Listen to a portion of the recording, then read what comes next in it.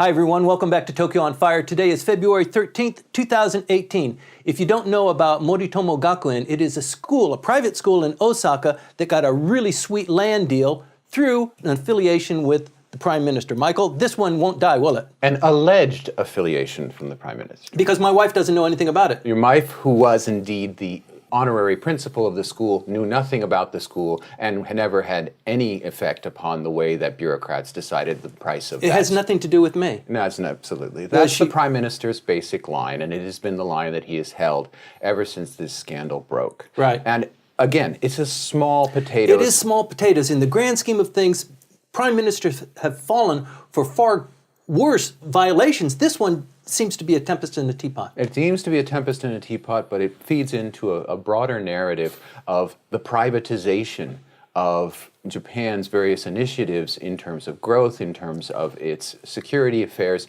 that it's all going back to the Abes personally. Mm-hmm. And in this particular case, there's a very tight relationship to pre-war state Shinto, right, in that this school was going to be the first state Shinto. They didn't say that, but they basically made it very clear in their literature that this was a state Shinto institution, the first one since the end of World War II. Right. And that they would be going through all of the motions that schools in the pre-war era did in terms of emperor worship, in terms of reading the rescript on education, and in terms of tying themselves to a broader historical narrative of the holy origins of the Japanese state. And what's wrong with that?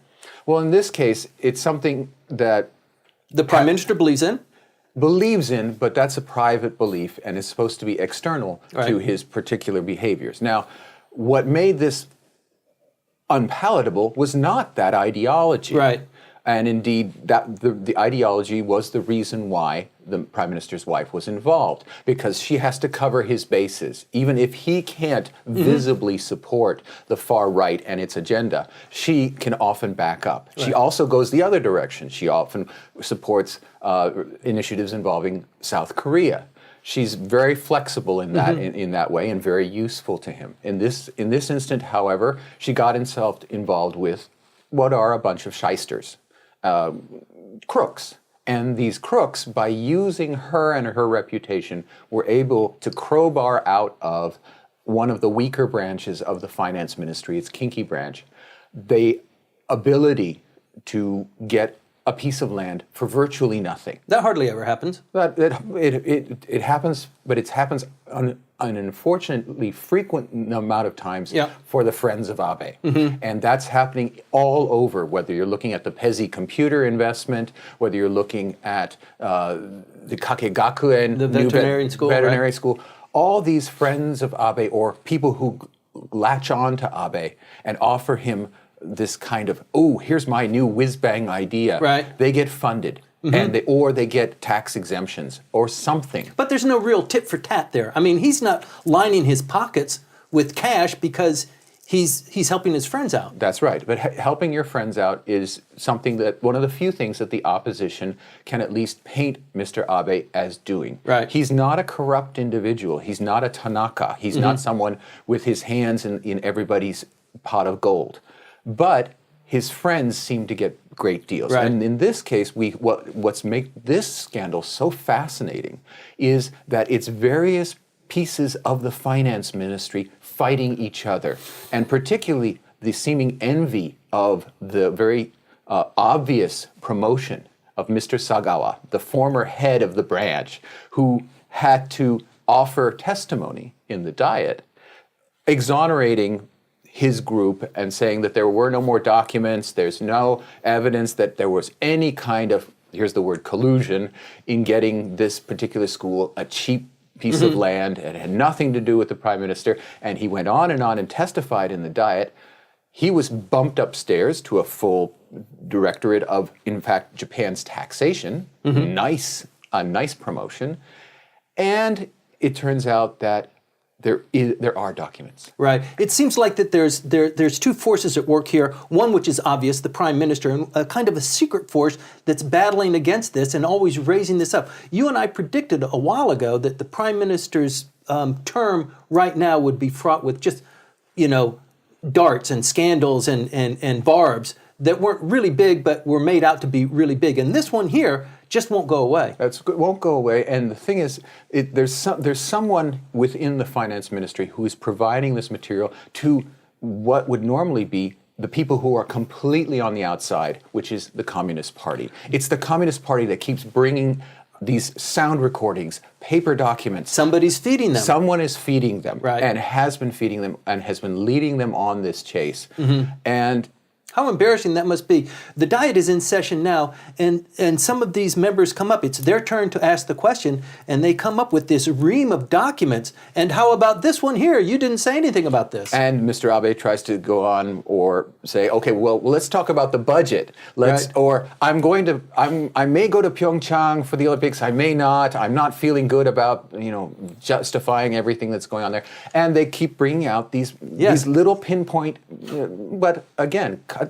It was a big ream of documents. Yes, but it's death by 1,000 little cuts that they're trying to put into him. Now, in terms of the eventual effect, we haven't seen it at all in any of the opinion polls. In fact, his Kyoto numbers went up. They're now above 50% for his cabinet.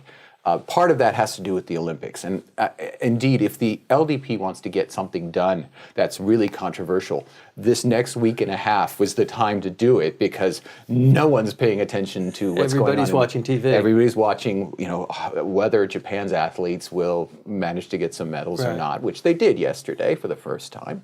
Congratulations. Congratulations. And with that, there is plenty of room for all kinds of skullduggery. So it's hard for the politicians who are trying to make a splash to keep on the front pages because, indeed, right now, it's all Olympics all of the time. The intriguing part about this story, Michael, is possibly the faction within the finance ministry that just keeps lobbing these grenades over the wall. Well, every time that someone gets raised up, someone gets a promotion, someone else missed out, and it most likely was in fact forced out of the ministry because the pyramid gets smaller and smaller toward the top, and you just get kicked into amagudari positions if you lose out for one of the top spots. Whenever Sagawa shows up on TV, I wait to hear from the gallery, boo, boo, paper being thrown, because he is a detested individual these days. He was very much a detested individual, and indeed, that same poll that I said supports the prime minister. 2/3 of those polled say he's got to come back and face the fire in the Diet, which his ostensible boss, Asotaro, the finance minister, says is unnecessary. It's not going to happen. And it's not going to happen, right? So this is the way that, in some ways, it's very familiar. The infighting within the bureaucracies, the bureaucratic politics. Opposition versus LDP politics may be dead, but that fighting within the various ministries, with the finance ministry as the fulcrum point, that's old time. That's the kind of politics that we remember. Right. Suspicious people might think that it might be something with Aso, the foreign minister, the vice prime minister, lobbying or kind of jockeying for a position should the prime minister begin to teeter. I don't know how that would work, though, because he's also the person responsible for keeping this story. It doesn't quite make sense, does it? It doesn't make sense. So the people who do say that, they're putting forward theories. There really is no clear explanation why the finance ministry is divided on this. But what we do know is that, yes, Mr. Sagawa lied, and he's not being brought out because he lied. Right. And at that point, it's only going to be a continuing sore that festers and continues to wound the prime minister. Right. The Moritomo Gakuen scandal, is it a tempest in a teapot? We'll continue to watch and report to you. Stay tuned.